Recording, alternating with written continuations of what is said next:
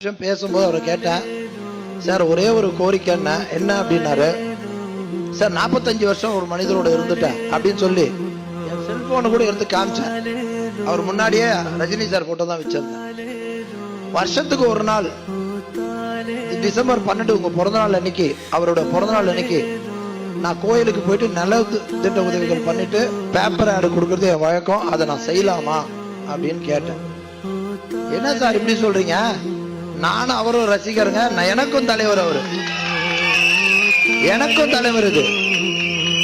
அதனால அதெல்லாம் இங்கெல்லாம் கிடையாது சொல்லி நீ ஸ்கிரீன்ல கூட அதே வச்சுக்கோங்கன்னு சொல்லி அப்படி சொன்ன அடுத்த நிமிஷம் இப்படியாப்பட்ட லீடர், பொறாமை இல்லாம எதிர்ப்பு இல்லாம யாரும் எதிர்க்காம அப்படி இருந்த ஒரு லீடர் தான் நம்மளுக்கு வேணும்ன்றனால துண்டை எடுத்து கையில கொடுத்து எனக்கு போடுங்க சார், உங்க கையால போடுங்க லீடர்னு சொல்லி தலையில போட்டுக்கிட்டு கட்சியில சேர்ந்தவன் நானு.